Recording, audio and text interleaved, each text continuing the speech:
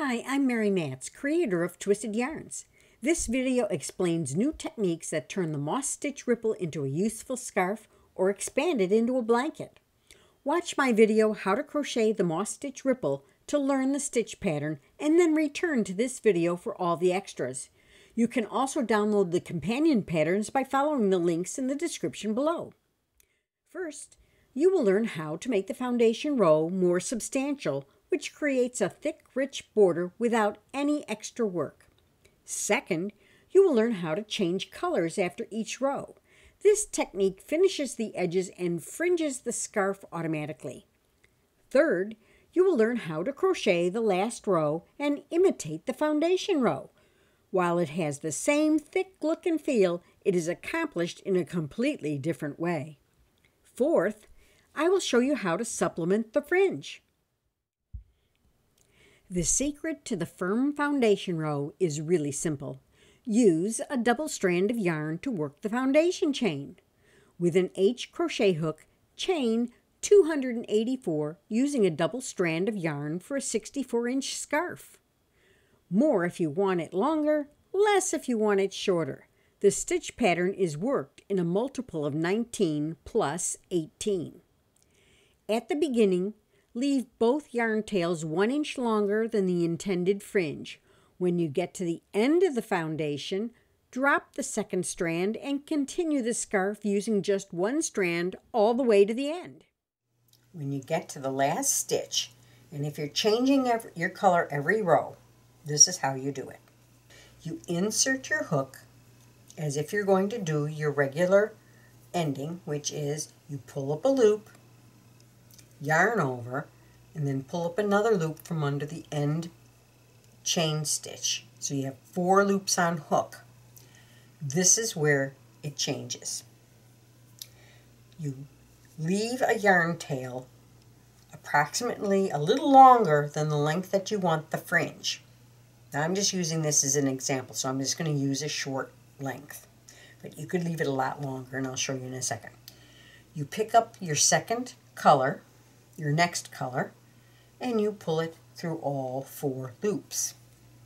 And then, with your new color, the feeder yarn of your new color, you simply do the chain 1. Okay? Now, you can cut your old yarn off. And see how the new yarn, which is the orange, has created a piece of fringe also. And now you pull the old yarn really tight and the new yarn, that's the tails, really tight. Chain 1, turn it, and start your row just as before with a single crochet in the first space and a chain 1. And you just continue up all the way over to the other end. This is what it looks like when you get further along. Isn't that nice?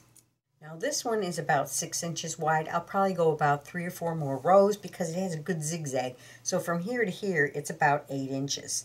Or you can make it as narrow as you want. In fact, maybe I'll end it off at this one. But for a blanket, work 48 inches before you begin the final row. We're right at the tail end of the last row, and so I've done my chain 1. I'm pulling up a loop in the last space and then yarning over and then going under the end and pulling up a loop, pulling through all 4 loops on hook. But instead of ending off my yarn and changing to another color, I'm going to continue back. So I'm going to chain 1 just to lock that in, and I'm going to pull that chain up tight. Turn my work, and I'm simply going to slip stitch into the first stitch, literally in the top of that stitch, then slip stitch into the space, slip stitch into the next stitch, then into the space. All I'm doing is I'm thickening the edge. Because this has 2 thicknesses of yarn, I need to add a second thickness of yarn to that final border. But I don't want to add it to the stitches. So slip stitches work great. So slip stitch, then slip stitch into the space, slip stitch into the stitch, and then into the space. Slip stitch into the stitch, then into the space. Now at the tip, you can't do 2 slip stitches into a space because it'll fall apart. So you chain 1, then slip stitch, and then continue down this slope. I'll show you how to treat the valley in just a second. I'm doing it in slow motion so you can see what I'm doing. But what you really want to do when you slip stitch is insert your hook and pull your loop through everything all at the same time.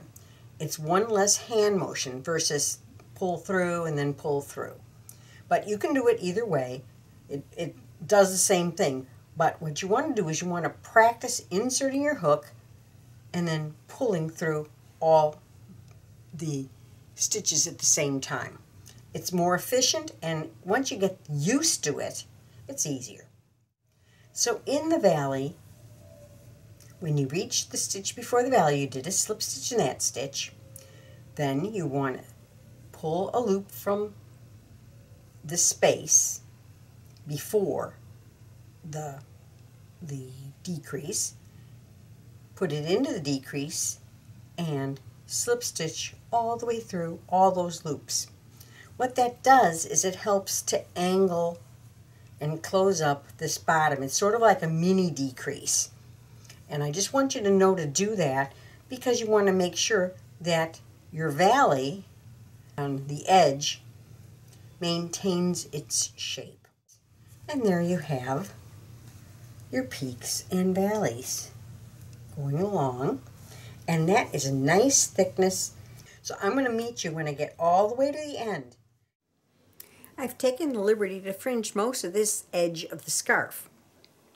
But I wanted you to see where the ends of the yarn come off when I change rows. Now this is where I turned on my edge. Here I have 2 strands on this bundle, and I'm folding this in half.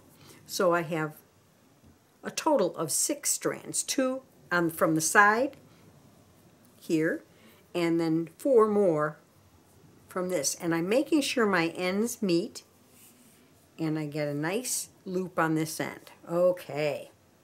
Now I'm going to pull that through, insert my hook through right underneath the other ones, and pull that loop up. Now, normally you just pull the fringe through like that, but when I'm doing that, I'm also going to make sure I capture the 2 strands from the side edge, and that just supplements it. And there's my knot. When you get to the final one, I have no strand coming off my edge. So I'm taking 3 strands, so I have a bundle of about 6.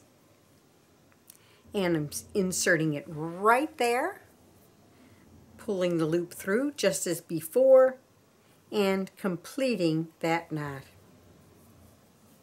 Boop. Scarf is done. Isn't that cute? The scarf is a fascinating project to crochet and an ideal practice project, yet it is so easy to do.